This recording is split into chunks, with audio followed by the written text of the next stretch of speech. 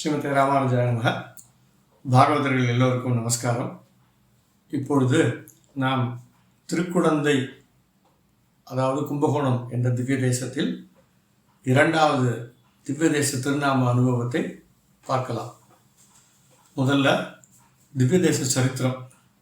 இன்றைக்கு நாம் பார்க்க போவது திருவழுக்கூற்றிருக்கை என்ற திருமங்கை ஆழ்வார் அருளி செய்த பிரபந்தம்.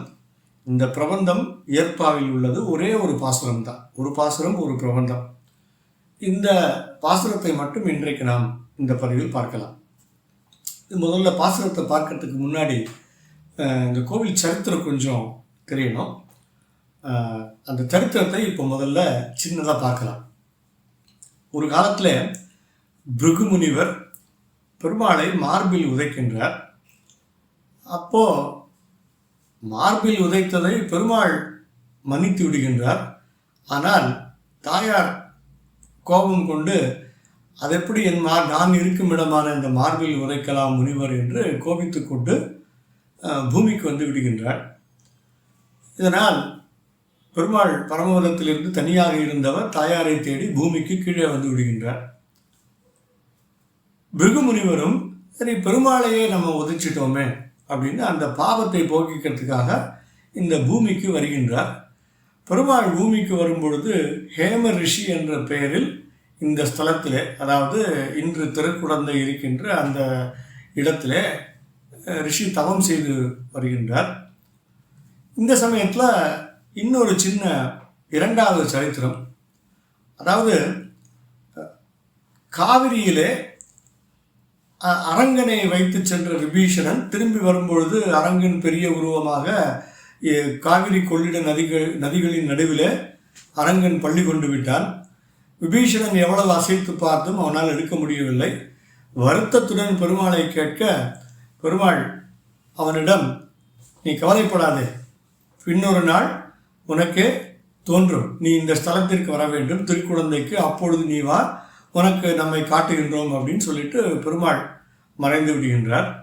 ஆக இந்த விபீஷணனுடைய ஆசையையும் பிருகு முனிவருடைய பாவத்தை போக்கவும் திருமகளை தேடியும் பெருமாள் இந்த ஸ்தலத்திற்கு பரமபதத்திலிருந்து வருகின்றார். 3 காரியங்களையும் ஒரே சமயத்தில் நிறைவேற்றுவதற்காக பூமிக்கு வருகின்றார். அவர் எப்படி வந்தார்னா, பரமபதத்திலிருந்து வைதிக விமானம் என்ற தேர் மீது ஏறி பெருமாள் வருகின்றார். அப்போ இந்த தலத்திற்கு பெருமாள் வரும்பொழுது வைதிக விமானத்திலே வந்தார். அதனால தான் இன்றைக்கி பார்த்தீங்கன்னா பெருமாள் இருக்கின்ற அந்த இடம் வைதிக விமானம் என்று சொல்லப்படுகின்றது. அது எப்படி இருக்கும்னா அந்த தேர் வடிவிலேயே இருக்கும். இதுதான் இந்த தேரை வந்து கருவறை தேர் இல்லை வைதிக விமானம்னு சொல்கிற வழக்கம் உண்டு. இப்போது இதை மனசில் வச்சுட்டு இந்த பிரபந்தத்தை பற்றி பார்க்கலாம். திருமங்கை ஆழ்வார் இந்த வைதிக விமானம் என்ற இந்த தேரினுடைய அழகிலே ரொம்ப அப்படியே மயங்கி போய் திருவழுக்கூற்றிருக்கை என்ற பிரபந்தத்தை ஆழ்வார் பாடுகின்றார். இந்த பிரபந்தத்திற்கு மற்ற பிரபந்தங்களில், அதாவது திவ்ய பிரபந்தங்களிலே 4000 பாசுரங்களிலே 24 பிரபந்தங்களில் மற்ற 23க்கும் இல்லாத ஒரு விசேஷம் இந்த பிரபந்தத்திற்கு உள்ளது. அதாவது இந்த பிரபந்தத்தை ரதபந்தம் என்று சொல்லுவார்கள். ரதபந்தம்ன்றது வடமொழி சொல். தமிழில் வந்து ரதம்னா தேர், பந்தம்னா தேர் போன்ற அமைப்புள்ள ஒரு பாடல். அதாவது என்ன பண்ணுவா அப்படின்னா, முந்தியெல்லாம் இந்த மாதிரி ஒரு படம் வரைந்து கொண்டு, தேரோ சில சமயம் பாம்பு, உடுக்கை, மயில், இந்த மாதிரி பலவிதமாக ஒரு படத்தை வரைந்து அந்த படத்திற்குள்ளே கரெக்டாக கட்டங்களில் பொருந்துகின்ற மாதிரி பாசுரங்களை வடிவமைத்து கொடுப்பர். இதற்கு வந்து சித்திர கவி என்று தமிழிலே பெயர். திருமங்கை ஆழ்வார் 4000 அருளி செய்த ஒரே சித்திர கவி இந்த திருவழுக்கூற்றிருக்கை மட்டும்தான். இந்த சித்திர கவி ரதபந்தம் என்று சொல்லப்படுவதன் காரணம் என்னென்னா, ஒரு தேரை வரைந்து அந்த தேரின் உள்ளே கட்டங்கள் அமைத்து அந்த கட்டங்களுக்குள்ளே வார்த்தைகள் பொருந்துகிற மாதிரி கூறு கூறாக, அதாவது கிளஸ்டர்னு இங்கிலீஷில் சொல்லுவா, இல்லைன்னா குரூப்புன்னு சொல்லலாம், இல்லைன்னா கூட்டம் அப்படின்னு தமிழில் சிம்பிள் வார்த்தை சொல்லிடலாம். இப்போ சில சமயம் கிராமங்கள்லாம் பார்த்தீங்கன்னா அந்த பிளாட்ஃபாரத்தில் ஒரு மூலையில் காய்கறி விற்பான். அந்த காய்கறி விற்கும் பொழுது அந்த காய்கறிகள் என்ன பண்ணுவான், சும்மா ஒரு 10-15 கத்திரிக்காயை வச்சு விற்பான். கேட்டால் கத்திரிக்காய் எவ்வளோம்மா அப்படின்னு கேட்டால் கூறு 10 ரூபா சாமி அப்படின்வான். இந்த கூறு 10 ரூபா அப்படின்னால ஒரு 10-15 காய்கறியை கூட்டமாக வச்சு அதை அப்படியே நீங்கள் அள்ளின்னு போனால் அது வந்து 10 ரூபா அப்படின்னு சொல்லுவான். இந்த மாதிரி கூட்டமாக வைக்கிறதுக்கு பேர் கூறு என்று பெயர். அப்போ இந்த பிரபந்தத்தினுடைய பெயர் என்னன்னா திரு எழு கூறு இருக்கை. அதாவது 7 கூறுகள் கொண்ட ஒரு தேர் வடிவிலே ஆழ்வார் அமைத்து பாசுரத்தையும் அருளி செய்துள்ளார். அதனால இந்த திவ்ய தேசத்தினுடைய இந்த பிரபந்தத்திற்கு பேரு திரு எழுக்கூற்றிருக்கை என்று பெயர். ஒரு சின்ன விஷயம், இன்னொரு விஷயம், எழுக்கூற்றிருக்கைன்னு சில பேர் சொல்லிடுவா. எழுக்கூறு அப்படின்றது வந்து கிராமட்டிக்கலி ராங். அதாவது எழுக்கூறு, எழு அப்படின்றது ஒரு நவுன், கூறுன்றது ஒரு நவுன். 2 நவுனையும் சேர்க்கும் பொழுது சந்தி வராது. உதாரணமாக தமிழில் சொல்லும் பொழுது அக்கா தம்பி அப்படின்னு சொல்லலாம். அக்கா தம்பி அப்படின்னு அந்த இடத்துல இத்து வராது.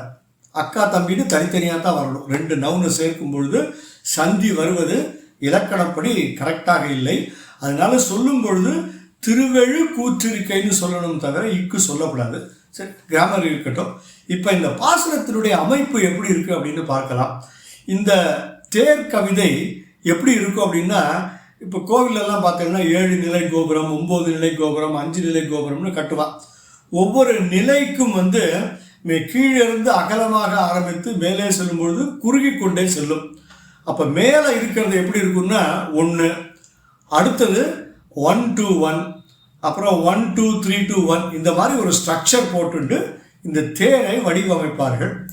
அப்புறம் எழுக்கூற்றிருக்கைன்றதுனால 7 கூறு இருக்கும். அதாவது 1 2 3 4 5 6 7, அப்புறம் 6 5 4 2 3 2 1, இது வரைக்கும் 6 5 4 3 2 1 இந்த மாதிரி ஒரு ஸ்ட்ரக்சர் இருக்கும். அதுக்கப்புறம் நடுவில் அகலமாக தேர் பார்த்தீங்கன்னா பெருமாள் இருக்கிற இடம் இருக்கும். அப்புறம் கீழேயும் மேலே இருக்கிறத இன்வெர்ட் பண்ணால் எப்படி இருக்குமோ அந்த மாதிரி கீழே இருக்கும். அப்போ இந்த தேர் வடிவு அப்படின்றது கரெக்டாக எத்தனை கூறு இருக்கோ மேலே அதே அமௌண்ட் ஆஃப் கூறு கீழே இருக்கும். நடுவில் பெருமாள் இருக்கின்ற இடம் இருக்கும். இதுதான் பொதுவாக தேர் வடிவமைப்பு. இந்த அமைப்பிலேயே ஆழ்வார் வந்து பாசுரங்களையும் அமைச்சிருக்கார். உதாரணத்திற்கு இந்த பாசுரத்திலே முதல் பாசுரத்தை அடியேன் இப்போ விண்ணப்பம் பண்ணுன்னா ரொம்ப பெரிய பதிவாகிடும். பாசுரத்தை ஏற்கனவே திவ்ய தேச திருநாம அனுபவத்தில் அடியேன் விண்ணப்பித்துள்ளேன். வேணும்னா அதை அங்கே போய் கேட்டுக்கோங்க. இப்போ எப்படி இருக்கும் அப்படின்னா, பாசுரம் ஆரம்பிக்கும் பொழுது ஒரு பேருந்தி இருமலர் தவிசில் ஒரு முறை அயனை ஈந்தனை, இங்கே சொல்லும் பொழுது ஒரு பேர் உந்தி இரு மலர் தவிசில். அப்போ ஒரு பேர்னும் போது அந்த இடத்துல 1 வருது. இரு மலர்னு சொல்லும் பொழுது அர்த்தத்துப்படி பெரிய மலர்னு அர்த்தம். ஆனால் வார்த்தைப்படி இரு மலர்னு சொல்றார் இல்லையா, அப்போ 1 2 ஆயிடுத்தது. அடுத்து என்ன வருது, ஒரு பேருந்தி இருமலர் தவிசில் ஒரு முறை அயனையின்றனை. அப்போ இந்த இடத்துல ஸ்ட்ரக்சர் எப்படி ஆரம்பிக்கிறது, பதிகம் ஆரம்பிக்கும் பொழுது 1 2 1 ஆரம்பிக்கும். இதுக்கு அடுத்தது பின்னாடி 1 2 3 2 1 இப்படி வரிசையாக இது இந்த பிரபந்தம் போயிட்டே இருக்கும்.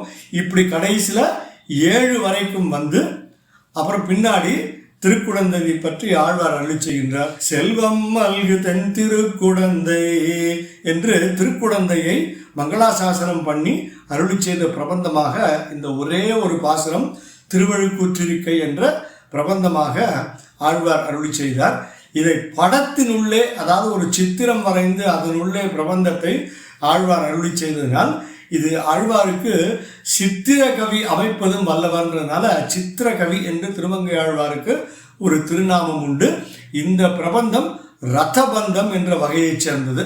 முன்னாடியே சொன்ன மாதிரி இதுக்கு முன்னாடி நான் பாம்பு படம் வரைந்து, மயில் படம் வரைந்து, தமருகம் வரைந்து, தமருகம்னா இன்னைக்கு தமிழில் சொல்கிறது உடுக்கைன்னு சொல்லுவாள், சான்ஸ்கிரிட்லேயோ ஹிந்திலேயோ டமரு அப்படின்வா. அது டமருகனுடைய தமிழ் வார்த்தை தமருகம். இது தமருக பந்தம்னு பெயர் சொல்கிறது உண்டு. அப்போ உடுக்கை படம் வரைந்து அதனுள்ளே பாட்டு எழுதுவது தமருக பிரபந்தம் பந்தம் என்று பெயர். இப்படி பலவிதமான வகைகள் உண்டு.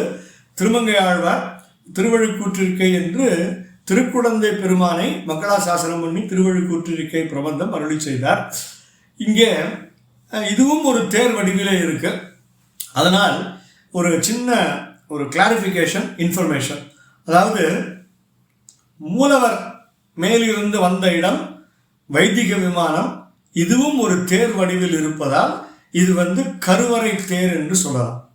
கருவறை தேர்னா கர்ப்பகிரகம், அந்த கர்ப்பகிரகம் தேர் வடிவில் இருப்பதால் இந்த க்ஷேத்திரத்திலே இது முதல் தேர். இதோட இந்த ரத்தபந்தத்தோட நிற்காது. திருமங்கை ஆழ்வார் இந்த கோவிலுக்கு மரத்தால் செய்யப்பட்ட ஒரு பெரிய தேரை கோவிலுக்கு அர்ப்பணித்தார்.